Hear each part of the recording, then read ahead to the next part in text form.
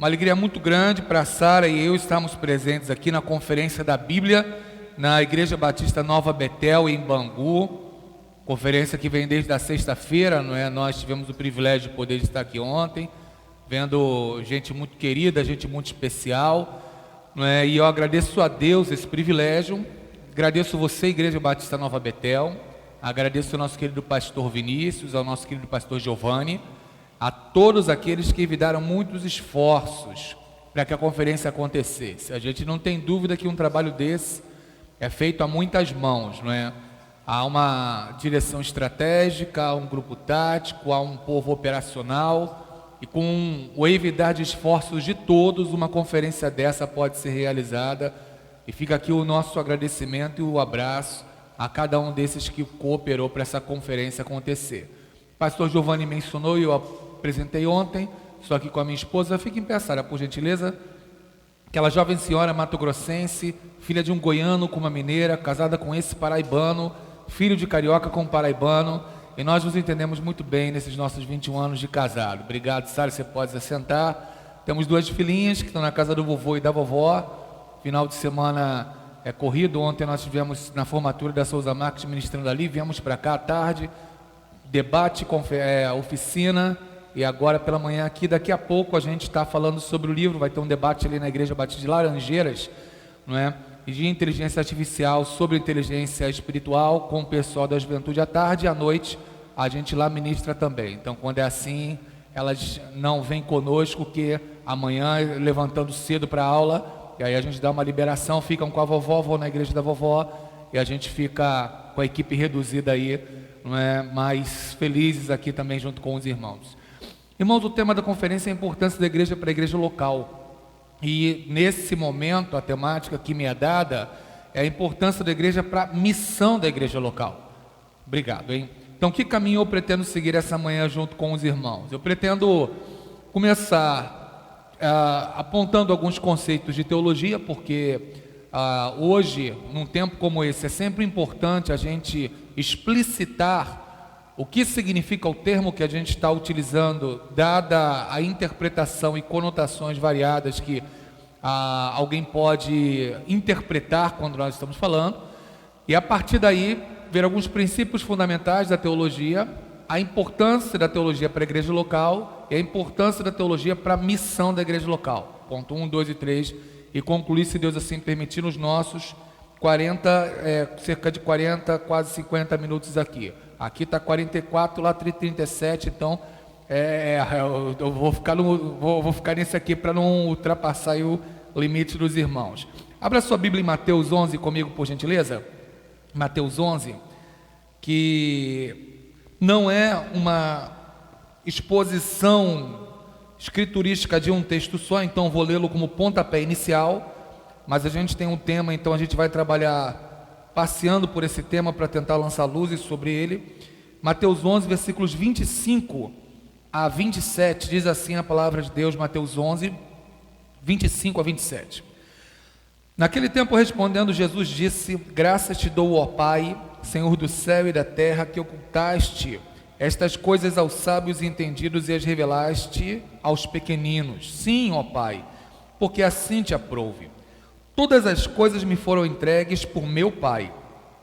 Ninguém conhece o Filho senão o Pai, e ninguém conhece o Pai senão o Filho e aquele a quem o Filho o quiser revelar. Que Deus abençoe nossas vidas com a sua santa e inesgotável palavra, irmãos. É o pressuposto teológico, é o fundamento de toda a teologia, principalmente pós-reforma. Na concepção dos reformadores, todo tipo de fazer teológico tinha que passar pelo Filho. Ou seja, na concepção de Lutero, Calvino e Zwinglio e todos os demais, não há qualquer outro tipo de fazer teológico que não seja cristão. Toda teologia tem que ser cristã. Por quê? O texto diz: ninguém conhece o Pai senão o Filho, o Theos senão o Christos, e ninguém conhece o Filho senão o Pai e aquele, você, a quem o Filho quiser revelar. Então o Pai é revelado pelo Filho, e o Filho, ele revela o Pai a nós. Então, para fazer teologia, eu tenho que passar pelo Filho, eu tenho que passar por Jesus, tenho que lembrar da ótica dos reformadores em que Cristo repousa no berço das Escrituras, mergulhar nas Escrituras, ler sobre o Filho nas Escrituras e a partir daí começar o meu fazer teológico. O fundamento de todo fazer teológico, passar pelo Filho, passar por Cristo revelado nas Escrituras, porque senão eu vou começar a falar da minha ótica, de mim mesmo, vou começar a falar de onde eu penso que Deus é, e Deus não é quem eu penso que Ele é quem Ele é. Se Ele fosse quem eu penso que Ele é, Ele não seria quem Ele é, Ele seria quem eu acho que fosse, e se fosse quem eu acho que Ele fosse, não seria quem Ele é, mas Ele é. Deus é. Ele diz, Êxodo 3,14, né? Eu sou o que sou, amém? Pergunta quem está do seu lado, entendeu o que Deus é? Deus é, simples assim, não é? Deus é. Então vamos ver a importância da teologia para a igreja local. Pode passar, por gentileza. Ali você tem algumas obras que você pode encontrar lá fora, com a Sara, lançando a inteligência artificial, a luz da inteligência espiritual. Pode passar, por gentileza, e aí alguns conceitos básicos de teologia, muitos que você já conhece. Então, quando eu falo de teologia, o que eu estou falando? Alistair McGrath, ele propõe que teologia é uma paixão da mente. A gente conhece Deus e precisa organizar as coisas na nossa mente, no nosso entendimento, não é? Teólogo anglicano contemporâneo que tem tido sua literatura traduzida no Brasil. Anselmo, ele traz um conceito um pouco mais conhecido ou clássico sobre teologia, quando ele diz teologia fides quaeris intellectum, ou seja, teologia é a fé em busca de entendimento, a fé que busca a compreensão. Nós cremos e agora nós queremos entender. Nós cremos que Deus é Pai, Filho e Espírito Santo. Perfeito, mas eu quero entender, é 3 ou é 1? Então a gente crê, mas a gente quer entender. Nós cremos que nós fomos lavados, remidos pelo precioso sangue, que Jesus vive em nós, que a mente de Cristo está em nós. Mas o que significa a mente de Cristo estar em nós? Nós cremos, então nós queremos entender. A teologia é a reflexão a partir de onde Deus se revela, para organizar isso no nosso entendimento e poder compartilhar. Então a teologia, por meio desse escolástico chamado Anselmo de Cantuária, traz uma proposta que ela seria a fé que busca entendimento. Um outro conceito mais dilatado, mais conhecido, é que teologia é o estudo do relacionamento entre Deus e o universo. Então, como é que Deus se relaciona conosco? Qual é a relação entre Ele e nós? Ele é Criador, nós somos criatura. Ele é Senhor, nós somos servos. Como esse relacionamento se processa? À luz da revelação que Ele dá de si mesmo na Sua palavra, nós refletimos sobre teologia. São alguns conceitos básicos e introdutórios sobre teologia, para a gente ir para os nossos princípios fundamentais. Então vamos ver os princípios fundamentais, aí o nosso item 1. Um primeiro princípio fundamental sobre teologia é que quando a gente faz teologia, a igreja local faz teologia, precisa haver uma profunda consciência do que você está tratando. Vamos dar um pulinho lá em 2 Coríntios 2,17. Se você tiver uma Bíblia aí e quiser manuseá-la comigo, fica à vontade. É sempre bom a gente manusear a nossa Bíblia. Eu vou estar lendo aqui na minha versão, você acompanhe por gentileza 2 Coríntios 2,17. 2 Coríntios 2,17, Paulo diz, 2 Coríntios 2,17: porque nós não somos como muitos, falsificadores da palavra, em outras versões, mercadejadores da palavra de Deus. Antes falamos de Cristo com sinceridade, como de Deus, na presença de Deus. Então veja o texto, nós não somos como muitos. Então Paulo está dizendo, tem gente que está falando o que não deve em Corinto. O que esses homens estão fazendo? São falsificadores ou mercadejadores da palavra. Qual é o termo aqui? Kapeleontes.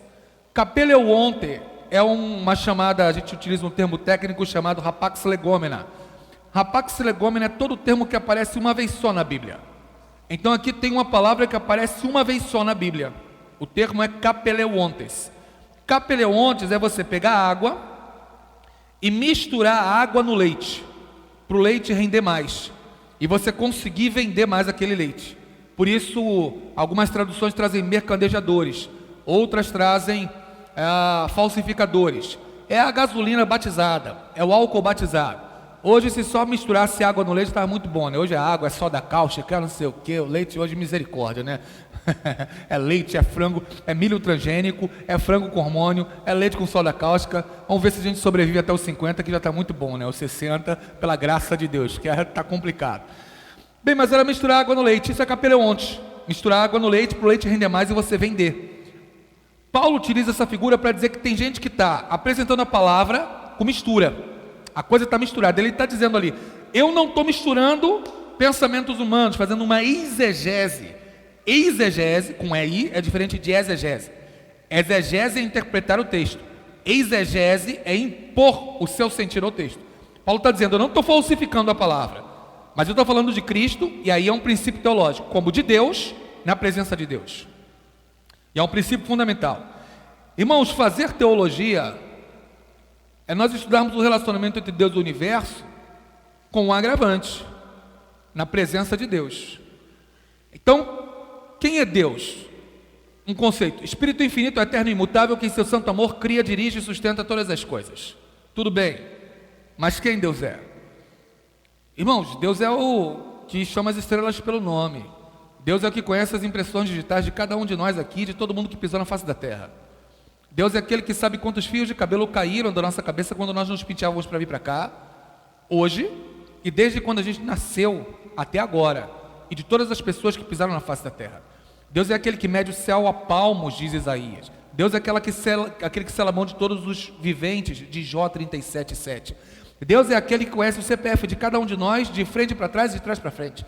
Deus é aquele que conhece todos os elementos da célula humana de cada um de nós. Deus é aquele que poderia conversar conosco nanotecnologia em mandarim. Deus é aquele que conhece todas as galáxias e todos os universos. Esse Deus grandioso e poderoso é que nós nos arvoramos a refletir sobre Ele. Então, sempre quando formos fazer teologia, temos que lembrar sobre quem estamos refletindo. É Deus, irmãos, que enche essa casa. É o Todo-Poderoso, é o que nos criou. É o que sabe coisas sobre nós mesmos que nem nós sabemos.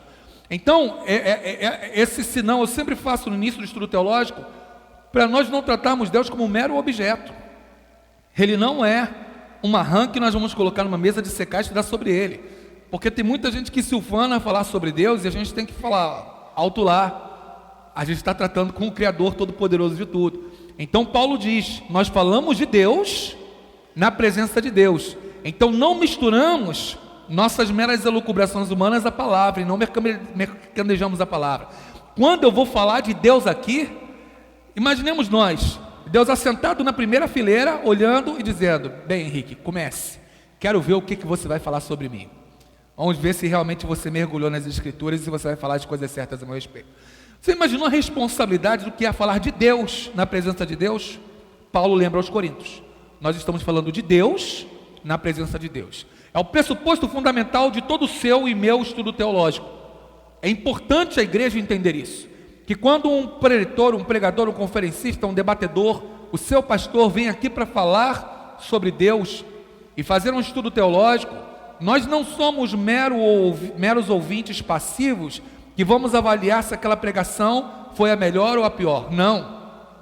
Nós estamos aqui junto com o pastor, refletindo sobre Deus na presença dele, pedindo, Senhor, enquanto o ministrante está trazendo a palavra que estudou a teu respeito, me esclarece para compreender o Senhor, que é maravilhoso e grandioso, e aperfeiçoar o meu relacionamento contigo. Essa é a proposta inicial de um pontapé fundamental sobre o estudo teológico. O segundo princípio é que a teologia, ela deve se debruçar sobre temas atuais. Então a gente vai falar sobre Deus na presença de Deus e pensar em como a gente vai poder trazer isso e trocar isso em miúdos para alcançar o amigo do trabalho, para viver uma vida mais próxima dele. O que isso tem a ver com o meu dia a dia? Mateus 13:52, eu mencionei esse texto aqui ontem e acho muito interessante. Vamos dar um pulinho lá, não é? É bom sempre você visualizar sobre o bom escriba, não é? Eu acho que é interessante você ir conferindo algumas coisas comigo, como os bereanos, porque há textos lindos, mas que às vezes a gente passa de largo. 13:52 de Mateus, o texto bíblico diz, e Jesus disse-lhe, por isso todo escriba instruído acerca do reino dos céus é semelhante a um pai de família, que tira do seu tesouro coisas novas e velhas.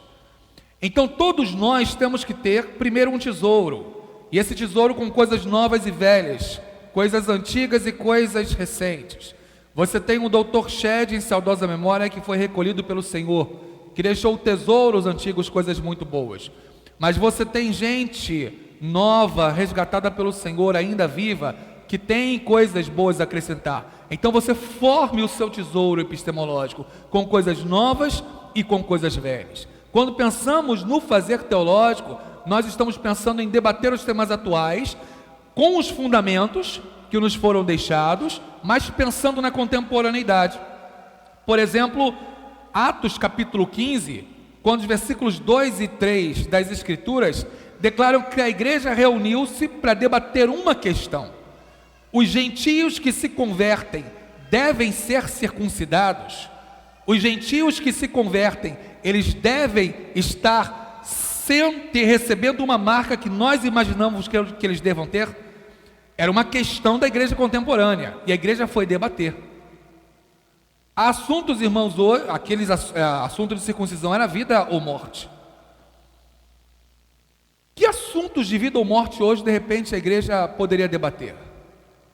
A igreja já sentou em algum momento para debater questões extremamente espinhosas, questões extremamente complexas? Debater, conversar, chegar a uma conclusão e dizer, vamos por esse caminho.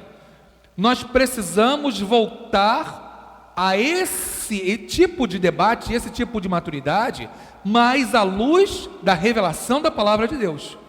Então, a guisa de introdução com alguns princípios, é importante para a igreja, a teologia, para que ela possa refletir sobre os temas atuais à luz da revelação que Deus dá de si mesmo, à luz das Escrituras. O que as Escrituras falam sobre esse assunto, ou aquele outro determinado assunto. E a igreja caminhar dentro desse sentido. Um terceiro princípio é, a teologia, ela precisa partir da revelação que Deus dá de si mesmo. Mateus 11, 27, que nós lemos, e João 14, versículos 8 e 9.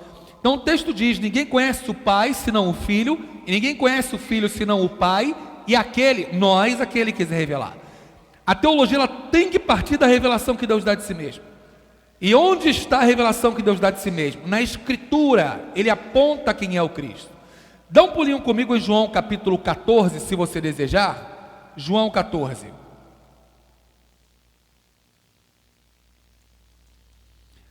João 14, a partir do capítulo 13, você está na quinta-feira. João 14 é quinta-feira, antes da sexta-feira da paixão.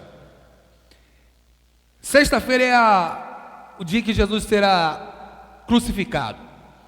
E na quinta-feira, Jesus está reunido com os discípulos, ele faz um discurso do capítulo 14 até o capítulo 16. E o texto diz, no versículo de número 7, João 14, 7.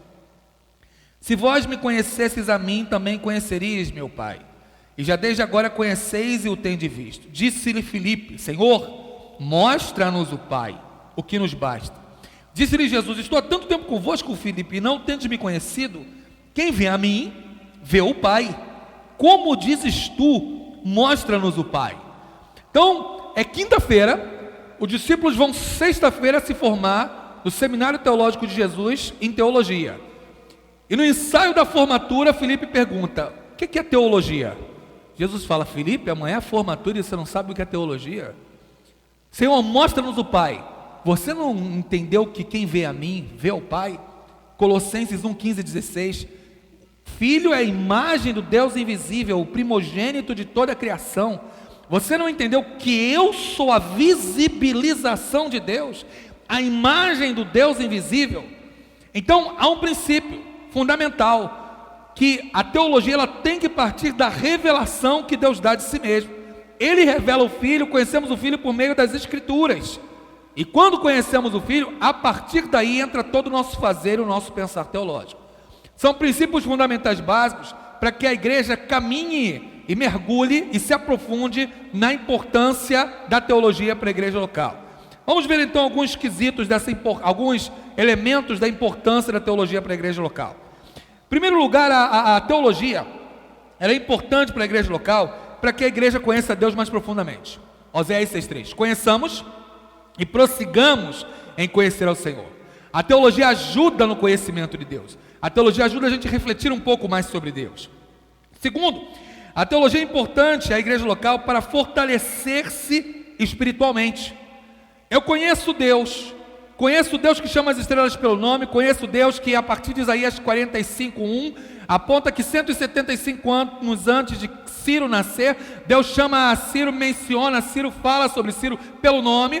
Vemos um livro de Daniel, como Daniel 9-11, Deus minuciosamente inspira Daniel a escrever sobre o período dos Macabeus e o período de destronamento de vários impérios, o império babilônico, o império medo-persa, o império grego e posteriormente o império romano. Nós conhecemos esse Deus, nós vemos esse Deus, e aí chega um momento de agrura, de luta, de dificuldade na nossa vida, e nós conhecemos Deus e lembramos, 1 Coríntios 10:13, fiel é Deus, que não nos deixará tentar além daquilo que possamos suportar.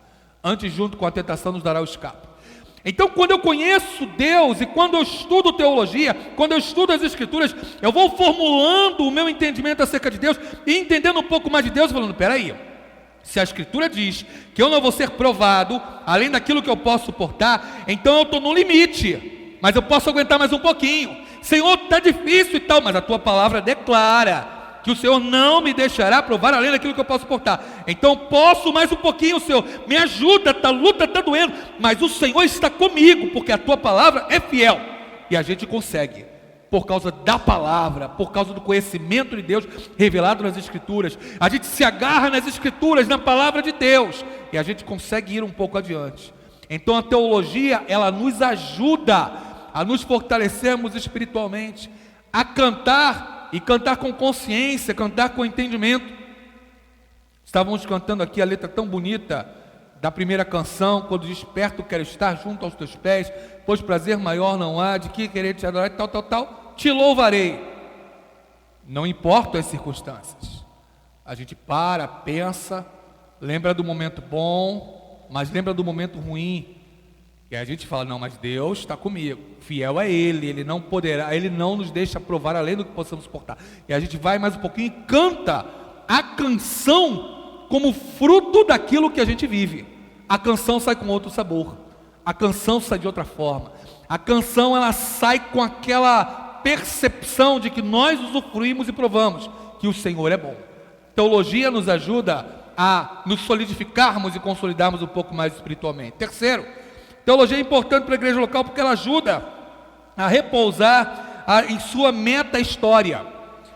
A história por trás da história. O que é a meta-história? É a análise e o estudo das causas, circunstâncias e fatores que levaram com que aquela história acontecesse assim. Dá um pulinho comigo se você quiser e puder em Jeremias 29. Jeremias 29 é um texto muito paradigmático e interessante sobre a meta-história, porque ele é muito elucidativo. Em Jeremias 29:11, o povo de Israel fora levado em cativeiro, e tendo sido levado em cativeiro, simplesmente continuou com a sua cerviz dura, e aí recebe uma segunda invasão babilônica, para depois ser devastado na terceira. Nós estamos falando no ano 605, quando Nabucodonosor invade Israel. A antiga Babilônia é o atual Iraque. Então o Iraque vai em Israel, pega Ananias, Misael, Azarias e Daniel, e os melhores do povo, os príncipes, e leva para a Babilônia. E fala, olha, esses aqui ainda vão viver, mas vocês vão me pagar tributo. O povo de Israel paga tributo durante um tempo, daqui a pouco se rebela. Nabucodonosor volta, no ano 597, pega os fabricantes de armas, os arqueiros, os flecheiros, leva todo mundo para a Babilônia. Fala, olha só, vocês se rebelaram a primeira, vou apertar o tributo. Não inventa de não pagar, que senão volta. No ano 586, o povo simplesmente se rebela novamente. Nabucodonosor volta, cerca a cidade. Jeremias está na cidade, ele vê o cerco, escreve em Lamentações de Jeremias 4, versículos 10 e 11. Gente, estamos passando por canibalismo, não tem comida na cidade. As mãos das mulheres piedosas estão cozinhando seus próprios filhos. Jeremias narra ali em Lamentações, chora. E é o terceiro cerco, e levam no ano 586 aquele restolho de Israel para a Babilônia. Onde nós estamos em Jeremias 29? Jeremias 29 é o segundo cerco. É quando Nabucodonosor pega o povo, para o segundo cerco. O Jeremias fica em Jerusalém. E de Jerusalém ele escreve a carta para o pessoal que está no primeiro cerco. E quando ele começa a escrever a carta, ele diz: olha só, tem um detalhe. Falsos profetas estão levantando entre vocês e estão dizendo que vocês vão voltar rápido. Só que vocês não vão voltar rápido. A proposta é: edifiquem casas, cultivem vinhas, tirem cidadania, mantenham relacionamentos, tenham filhos. Por quê? São 70 anos o período que eu vou deixar vocês aí. Mas eu que levei vocês, vou trazer vocês de volta. É interessante, porque o texto começa dizendo que o rei leva, mas depois Deus mostra que ele está no controle da história. E diz: eu levei, vou trazer de volta quando vocês se arrependerem e orarem. Olha o texto comigo, 29, 1 em segmentos. E estas são as palavras da carta, ele está em Jerusalém, escreve para a Babilônia, da carta que o profeta Jeremias enviou de Jerusalém ao resto dos anciãos do cativeiro, como também aos sacerdotes, profetas, a todo o povo que Nabucodonosor havia transportado de Jerusalém para a Babilônia. Depois que saíram o rei Jeconias e a rainha e os eunucos e os príncipes de Judá e Jerusalém, e os carpinteiros e ferreiros de Jerusalém, pela mão de Elasa, filho de Safã, e de Gemarias, filho de Ilquias, os quais Zedequias, rei de Judá, tinha enviado a Babilônia, a Nabucodonosor, rei de Babilônia, dizendo: assim diz o Senhor dos exércitos, o Deus de Israel, a todos os que foram transportados, veja aqui, que eu fiz transportar. Agora Deus já chega e diz: não foi o rei, eu estava no controle de tudo, eu fiz transportar de Jerusalém para a Babilônia. Edificai casas e habitai-as, plantai jardins e comei o seu fruto, tomai mulheres, gerai filhos e filhas, tomai mulheres para vossos filhos, dai vossas filhas a maridos, para que tenham filhos e filhas, e multiplicai-vos ali, e não vos diminuais. Procurai a paz da cidade para onde eu vos fiz transportar. Orai por ela ao Senhor, porque na sua paz vós tereis paz. Porque assim diz o Senhor dos exércitos, o Deus de Israel: não vos enganem os vossos profetas que estão no meio de vós, nem os vossos adivinhos, nem deis ouvidos aos vossos senhores que sonhais, aos vossos sonhos que sonhais, porque eles vos profetizam falsamente, em meu nome. Não os enviei, diz o Senhor. Porque assim diz o Senhor: certamente que passados 70 anos na Babilônia, vos visitarei, cumprirei sobre vós a minha boa palavra, tornando-vos a trazer a este lugar. Porque eu bem sei os planos que penso de vós, diz o Senhor, pensamento de paz e não de mal, para vos dar um fim que esperais. Então me invocareis, e ireis, e orareis a mim, e eu vos ouvirei, e buscar-me-eis e me achareis, quando me buscardes de todo o vosso coração. Serei achado de vós, diz o Senhor. Farei voltar os vossos cativos, congregar-vos-ei de todas as nações, de todos os lugares para onde vos lancei, diz o Senhor, e tornarei a trazer-vos ao lugar de onde eu vos transportei. Então Deus está dizendo: Nabucodonosor levou, parece que ele está no controle, mas quem está no controle fui eu. Eu levei vocês e eu vou trazer de volta. É a história por trás da história, é a meta-história. Cada um de nós tem uma meta-história. Um momento em que chegamos aqui à igreja, em algum momento nos decidimos, nos convertemos, que fizemos um concurso público e passamos, adquirimos um imóvel e entramos nele. Essa é a história. Mas há uma história por trás da história que às vezes nós nem mesmo temos ciência. Foi algum momento que Deus tocou no coração de alguém que permitiu com que nos acionasse para pegar o nosso currículo e nos chamar para lá. Foi algum momento em que Ele colocou uma determinada equipe médica em determinado ambulatório para que nos alertasse sobre uma enfermidade que tínhamos, e aquele médico tinha alguns contatos e tratou da nossa doença e foi um instrumento de Deus. Há uma história por trás da história, e Deus é o Senhor de toda a história, da sua, da minha e na nossa vida, e Ele deseja com que todas as coisas cooperem para o bem dos que amam a Deus e para a sua honra e para a sua glória, em nome de Jesus. É a meta-história. A teologia sempre nos ajuda na percepção de olharmos a coisa pela ótica teológica. Deus está no controle, Ele sabe de todas as coisas. Então a importância da igreja, da teologia para a igreja local, um dos fatores é que ela percebe que há uma meta-história, uma história por trás da história. Não olhamos o cativeiro babilônico meramente como Nabucodonosor tendo levado cativo os judeus, mas Deus, estando no controle de tudo, os fez ir e os fez regressar. Quarto, a importância da teologia para a igreja local é importante para que nós sejamos livres. João 8, 32 a 36, conhecereis a verdade vos libertará. Verso 32, verso 36, se o Filho vos libertar, verdadeiramente sereis livres. Nós conhecemos, nós sabemos, nós lembramos daquela discussão que Jesus tem com os judeus, e Ele quer levá-los a pensar um pouco mais adiante. quer pensar um pouco mais à frente, quer abrir o seu entendimento. Porque quando nós temos o entendimento, irmãos, nós somos livres. Livres de grilhões, livres de amarras, livres de religiosidade, livres de um tipo de Jesus que não tem nada a ver com o Evangelho. Jesus nos chamou para sermos diferentes. E às vezes a gente se torna esquisito. Jesus não chamou ninguém para ser esquisito, mas para ser diferente. E tem gente que faz um tipo de evangelho que não tem nada a ver com o evangelho de Jesus.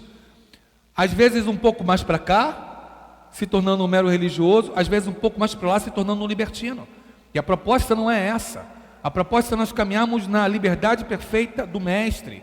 E quando Ele vem sobre nós, e quando nós estudamos e refletimos à luz da Sua palavra, nós somos livres. O meu grau de relacionamento com a palavra, que determinará os limites da liberdade que eu posso usufruir. Quanto mais entendimento na palavra, e não só conhecimento, mas vivência e aplicação da palavra na minha vida, mais livre eu serei para decidir. Um não vou aqui e ali não será produto de um limite imposto por algum tipo de religiosidade ou regra alheia, mas um não vou aqui e ali será uma questão da opção e da escolha, por eu ter conhecido aquilo que é melhor, aquilo que vale mais. Uma das obras que a gente publicou há algum tempo atrás é chamada de Pode ou Não Pode. O subtítulo dela é Assumindo o Compromisso de Pensar Mais Profundamente. Por quê? Assumindo o compromisso de pensar mais profundamente. Tem gente que pensa que vai pegar o livro ali, pode ou não pode, então aqui eu vou descobrir se posso usar dread, alargador, piercing, tatuagem, sei lá, mais um bocado de coisa aí, ser pai de pet, mãe de reborn, e acho que vai encontrar tudo isso lá no livro. O subtítulo do livro diz a proposta. A proposta ali não é um catálogo. A proposta é o compromisso de pensar mais profundo. Então o livro aponta parâmetros para que você possa pensar entre o que fazer ou não fazer. Por exemplo, quando eu converso com a Sofia e com a Bela, então chega lá em algum momento a Sofia está com 10, a Bela está com 8, e começa uma série de proposições na escola que ia ali sobre o que os colegas veem ou o que deixam de ver, o que assistem ou o que deixam de assistir. Ah, mas a fulana vê isso, o Beltrano vê isso e tal. E eu queria ver, posso ver? Claro, filha, você pode ver tudo que você quiser. Todas as coisas te são lícitas, mas nem tudo convém. Então nós não assistimos, não é porque não podemos, mas nós não assistimos porque não queremos. Deixa eu explicar uma coisa para você, filha. E aí conta uma história. Esses debates da vida, pastor Giovanni, uma vez num debate, próximo aqui, mas há muito tempo atrás, há uns 10 anos atrás, lá no plenário, aí mandaram algumas pérolas. O debate de ontem foi bom, mas tem dia que saem pérolas. A pérola foi: pastor, por que eu não posso assistir Domingão do Faustão? Pérolas, não é? Eu falei, a pergunta chegou, escrita, né? Era escrita, peguei e li. Por que não posso assistir no Domingão do Faustão? Eu falei, não, irmão, o pastor estava ali, me balizou. Falei, posso responder? Pode, fica à vontade. Irmão, o irmão pode assistir tudo.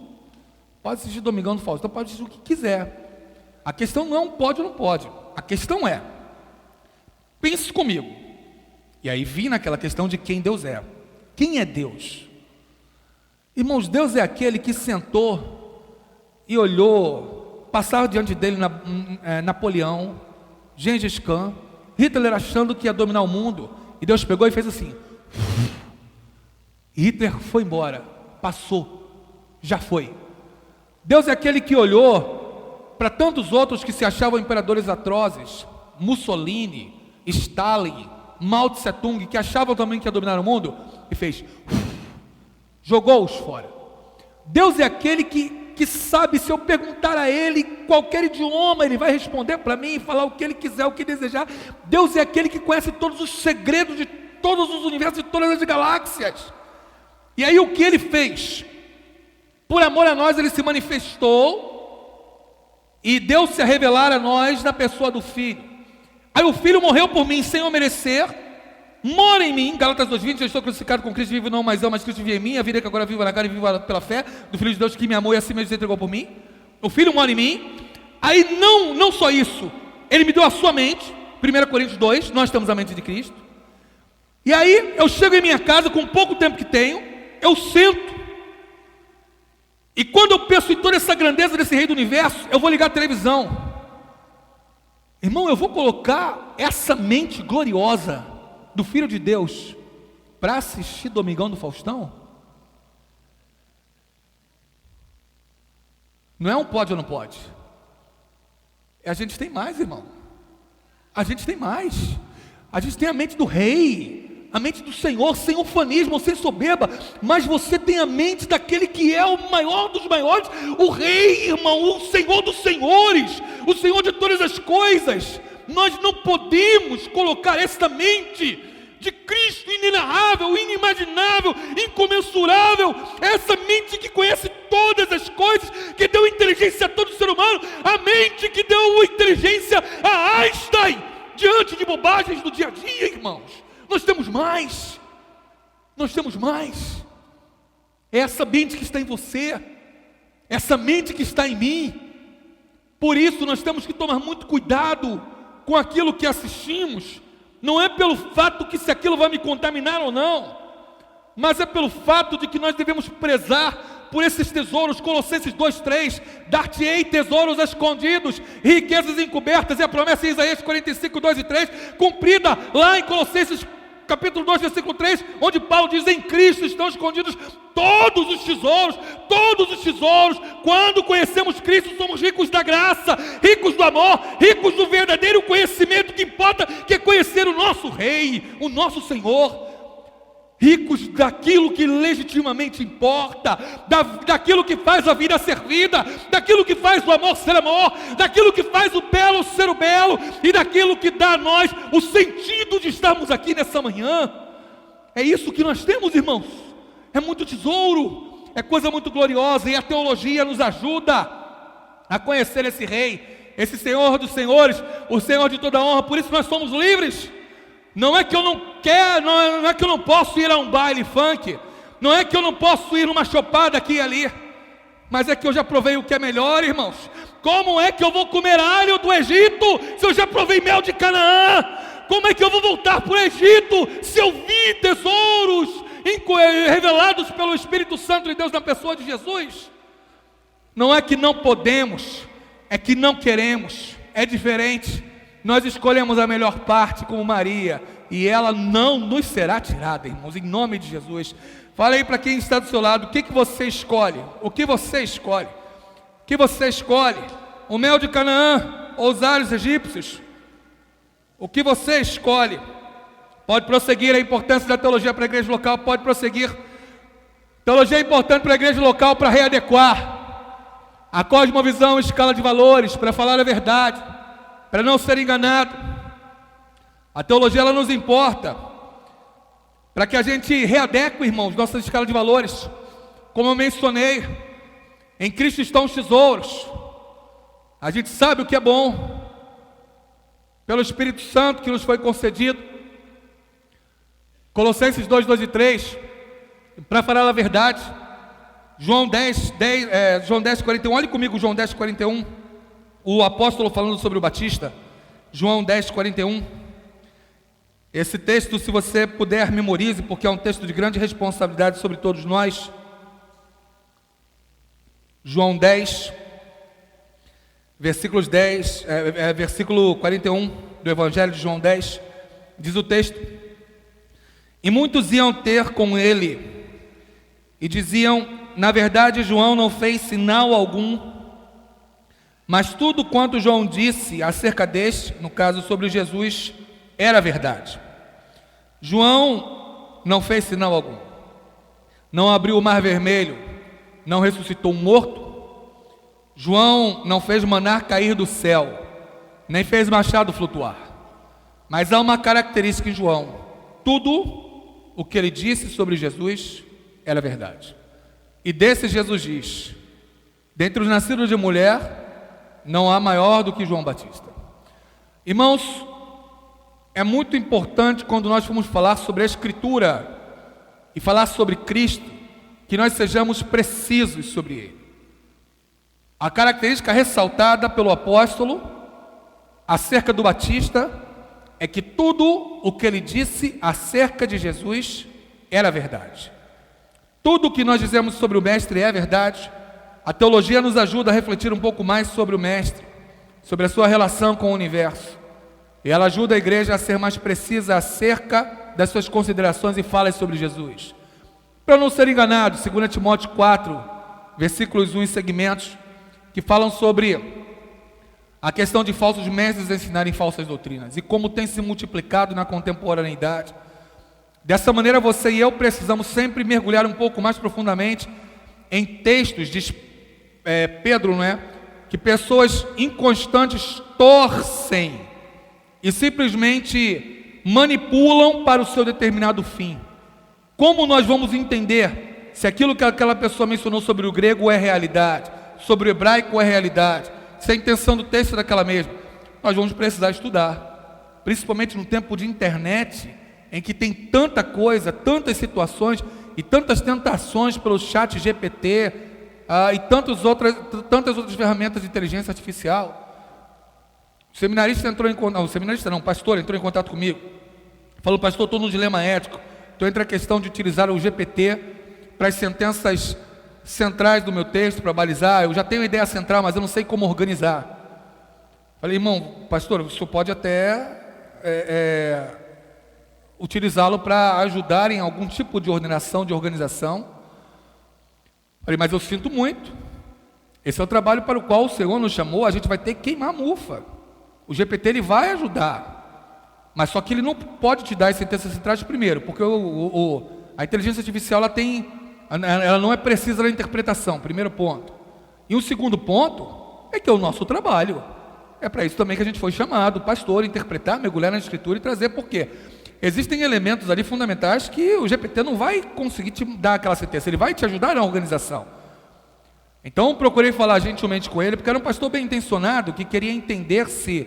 Ele disse que ele estava num dilema ético. Posso utilizar? Pode, mas há um grande limite. Ela não pode fazer um trabalho que é seu de interpretação. Então eu falei para ele: lança a sentença central, pega as ideias, coloca e vê se ele te aponta alguma coisa, te ajuda num processo de organização, mas as sentenças ele não pode te dar, porque essas sentenças são vocês carafunchando a Escritura e você mergulhando ali, porque senão ele pode te dar uma proposição que é inadequada. Então temos que ter cuidado, porque aquilo que estava muito longe, hoje está muito perto e se torna uma tentação de fazer um trabalho para nós. Mas nós ainda vamos ter que buscar a mensagem de Deus, trazê-la e apontá-la para o povo. A IA vai ser um auxiliar, mas é como um secretário que você entrega os seus manuscritos e diz: olha, passa limpo aqui alguma coisa para mim. Perfeito, mas você já elaborou, você já organizou o conteúdo, então tem que tomar cuidado com algumas situações. Mas e para a missão? Se o tema é a importância da teologia para a igreja local, o geral, e para a missão da igreja local. Bem, há alguns elementos aqui, 4 que eu separei, e aí a gente caminha para o nosso fechamento. A importância da teologia para a missão da igreja local, primeiro, é para responder aos que querem entender. Pedro diz: estais sempre preparados para responder com mansidão à razão da esperança que é em vós. Tem gente que quer entender quem era Melquisedeque. Tem gente que quer entender por que existem tantas igrejas evangélicas. E ela quer ir para uma igreja evangélica, mas ela não sabe nesse universo de igreja, qual é a diferença entre uma e outra?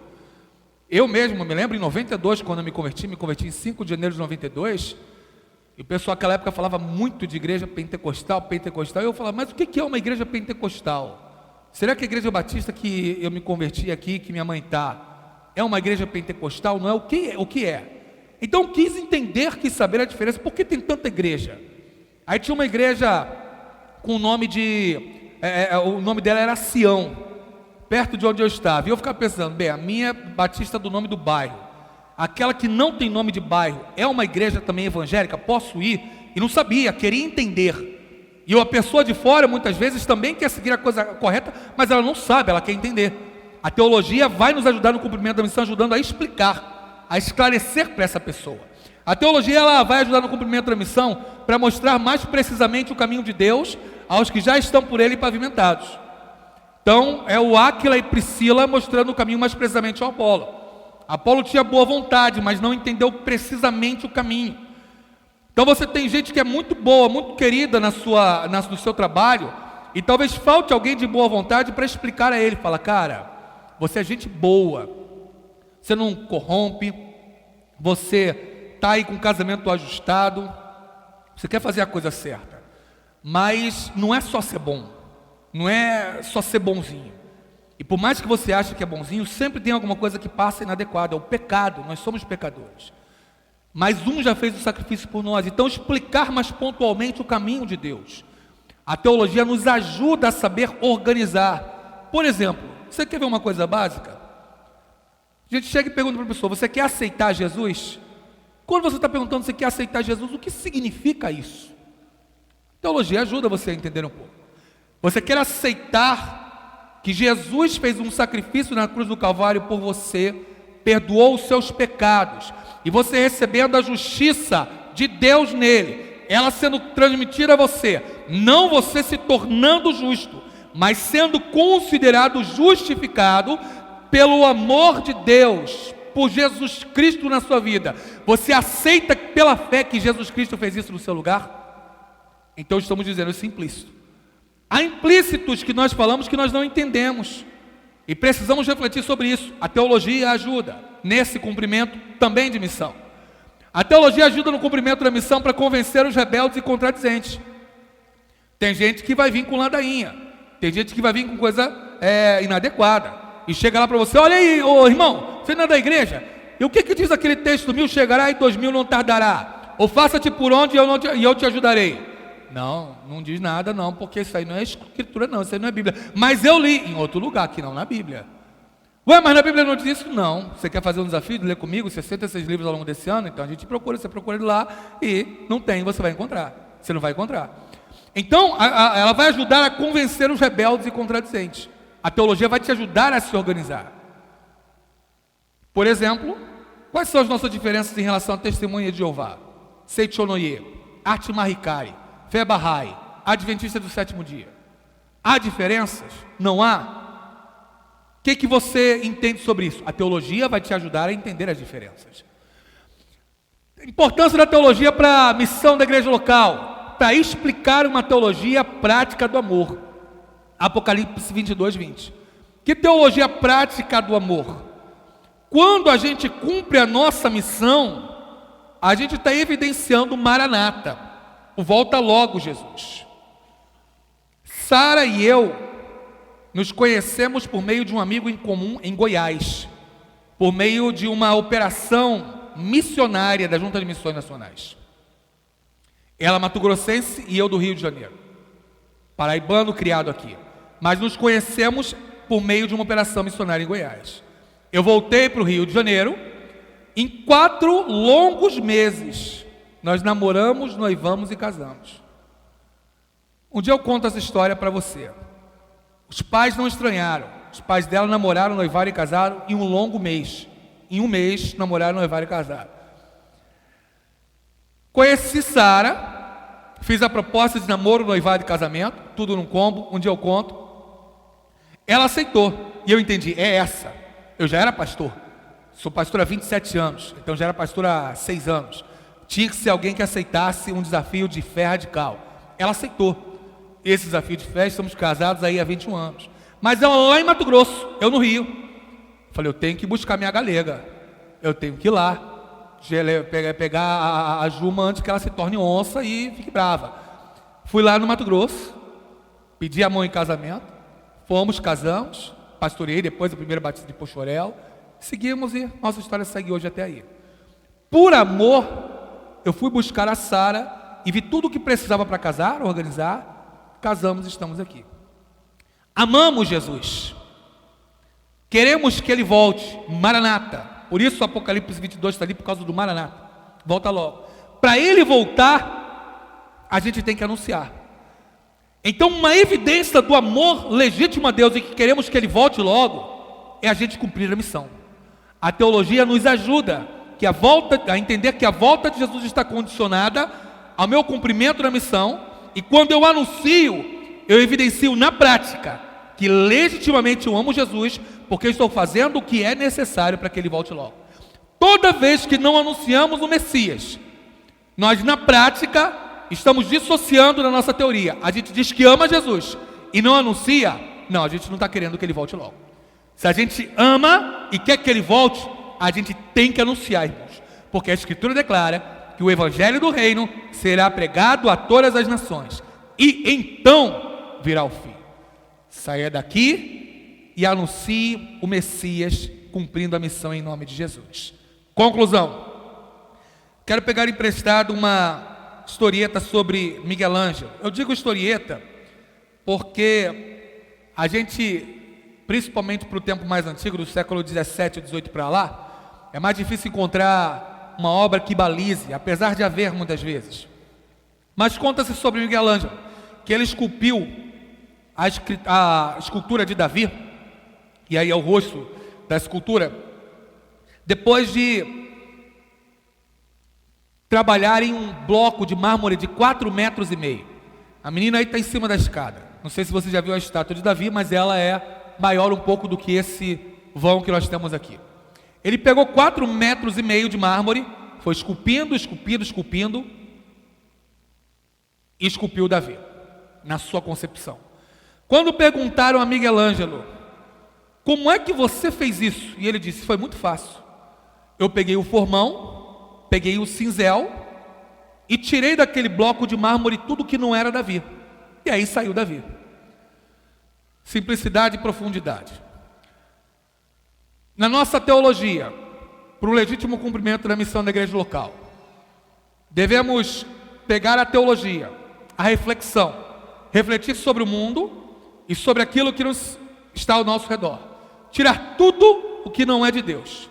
Ficar com cerne, com a legítima teologia a partir das Escrituras, com conhecimento legítimo sobre Deus, para cumprir a missão.